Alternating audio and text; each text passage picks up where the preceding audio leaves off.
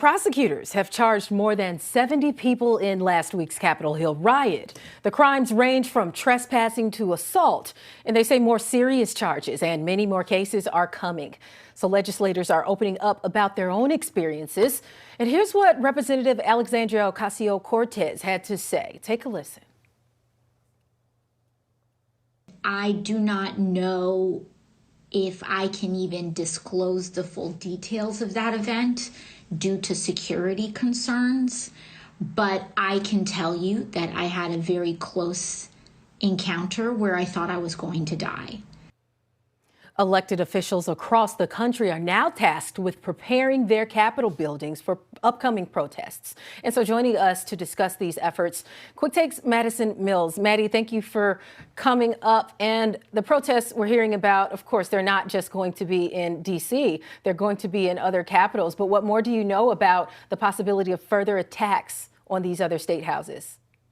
Right, Renita, and we will have to see how things develop tonight following this impeachment news. But we did hear hours before this vote, President Trump came out with a statement condemning any potential violence, vandalism, or lawlessness from his supporters. He asked them not to engage in those acts heading into Biden's inauguration. Some think that that was a move on his part just to get in the favor of those voting on the impeachment. But this is a statement that he made earlier today. But at the same time, we're hearing from the FBI warnings that all 50 states should be prepared for protests and violence outside the state Capitol buildings. And this is particularly concerning, right? Because we have about 3/4 of our elected officials going into these Capitol buildings across the U.S. So there are likely to be people inside of these buildings when these protests inevitably break out. We are also hearing from experts that it's pretty much universally decided upon that there is going to be violence and more protests heading into Biden's inauguration day.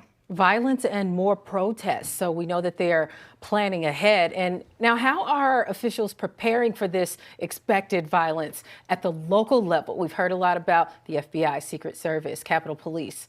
But what about the local level?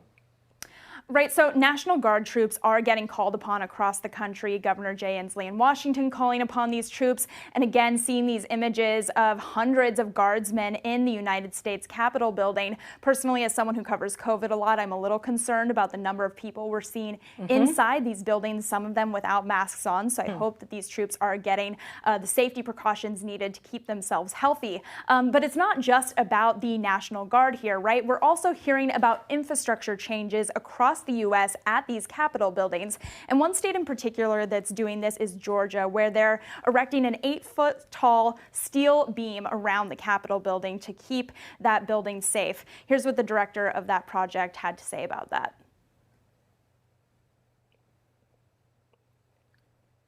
Statement. This is to make sure that we protect the asset of the state of Georgia. So we take that seriously. And this summer we saw the need and we were glad we started. We just wish we could build it faster. And I also want to point out that reactions to these expected protests are really varying from state to state. We're hearing from representatives in Texas, some tweeting this week that they're planning on bringing firearms into the Capitol building as a means of protection in case protests do break out. Wow, they're bringing in firearms. So we saw in the Capitol siege from rioters last week that policing these protests not always a successful endeavor. And so are law enforcement officials shifting their tactics at all moving forward? Right, so we're hearing from officials across the country calling on the FBI to classify these right-wing extremist groups as domestic terror organizations. And the reason that classification is so important and why people are pressing for it is because once a group is classified as a terror organization, that opens up a lot of surveillance and investigative tools that could give officials really strong insights into what these protesters are planning. So officials hoping to have that happen before Inauguration Day. Also, just on a more logistical level, people are asking elected officials to make sure that their workspaces and computers can be shut down remotely in case they have to exit these Capitol buildings so that these protesters can't get access to any classified documentation on the computers inside these Capitol buildings. Maddie, quickly, how are people on both sides of the aisle responding to the violence that we saw at the Capitol last week?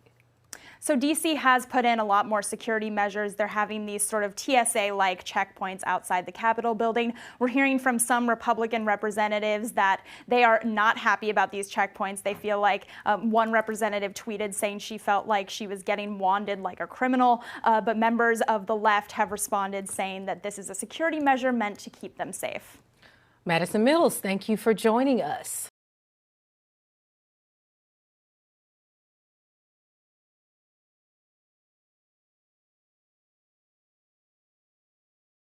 The biggest stories the moment they happen from around the globe. Subscribe to Bloomberg Quicktake now for insight in an instant.